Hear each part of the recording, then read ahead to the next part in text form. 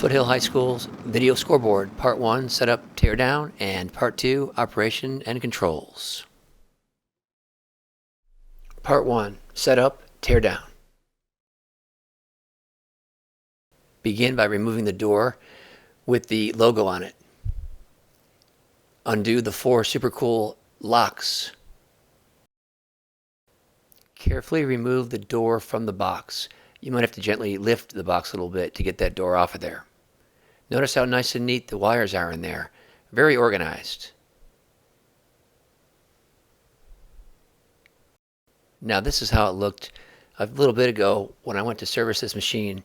I opened it up and found this wire mess inside after someone had just thrown everything inside of it.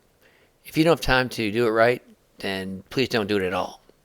When you're finished, please put everything back in nice and orderly, just the way you found it. That means after probably a long day and a couple games at night, you're tired and want to get out of there, but you still have to wind everything up the way it's supposed to be, so please do so. If the computer's inside, carefully take it out, being extremely cautious about not damaging that USB thingy stuck in the side of it.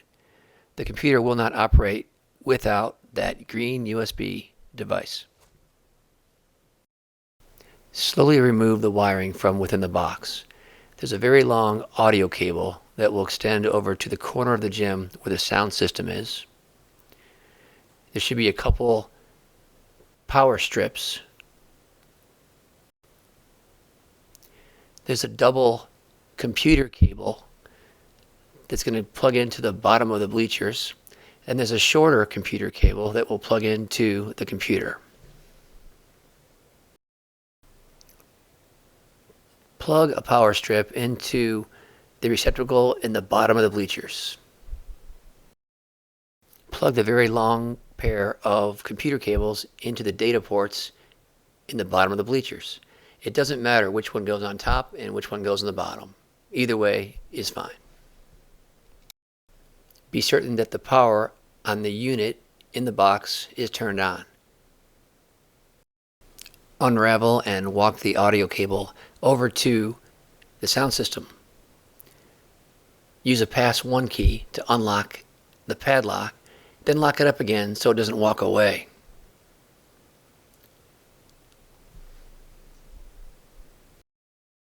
The audio cable gets plugged into microphone port number 4. Then turn on the power at the bottom of the sound system and set microphone level 4 to about the second line from the bottom to start. Back at the computer, plug in the mouse and set it up for yourself on the mouse pad. Then grab the power cable, plug it into the computer, and the other end into the power strip. The shorter computer cable gets plugged into the computer's data port.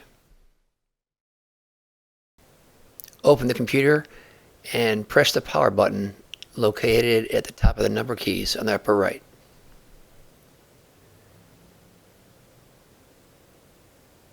The computer will turn on and you'll see a bunch of icons on the desktop. The video scoreboard will not turn on yet. We have to activate the software. Look for an icon called Display Director. That's the one we're going to open. Double click it. Once it comes on, you'll see a whole bunch of buttons and interfaces. You want to go to Change to Director mode to make sure that your screen there is in green. If it's in red, that means it's in the editing mode. But we're going to operate this computer with the green selected. Then you click on Basketball Full Screen and it'll make your scoreboard turn on. Before playing any videos, I recommend turning the volume all the way down to 0 before you blow out your eardrums. There are a number of different tabs, and for this video I'm going to click on the Hoops tab, which is Street Talk for basketball. You will want to select the tab for the sport you're featuring at the time. When finished, to tear down, Put everything back into the box as you found it, nice and neat, and put the computer back on top of all the wiring. Again, being careful of that green USB thingy. When everything's back in the box, nice and neat, adjust the wiring just so the door can be closed over the wires. Secure those 4 super cool tabs on all 4 corners of the door.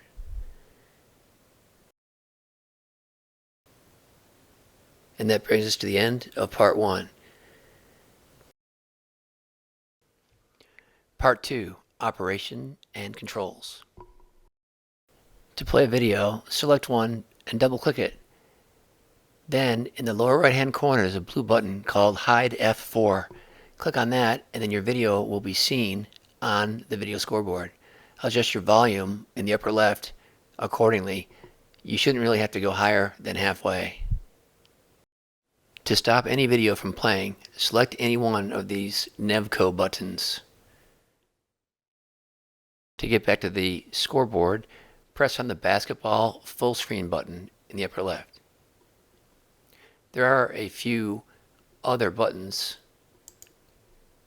that are interesting during games. You can select basketball 3-pointer, and then you must click on the Hide F4 button in the lower right, and then it'll play on the scoreboard. The preview is in the little green screen up top. There's also basketball slam dunk and basketball swish. Again, you can click on any of the Nevco buttons to stop it. There's also an airball button, but we don't really use the airball button for Foothill players. Reserve that one for the opponent.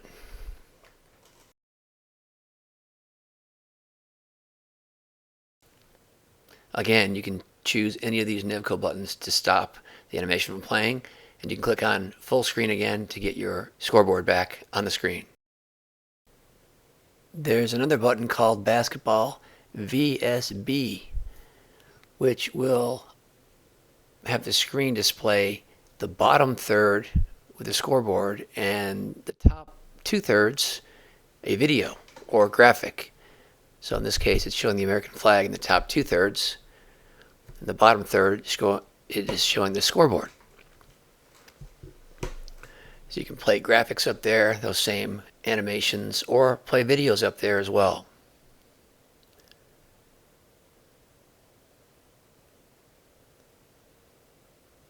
To stop videos, press the Nevco button. And to get out of that screen, you've got to press on the Hide F2 button, the blue one on the right. It's called Hide F2. That will get out of the 2/3, 1/3 screen.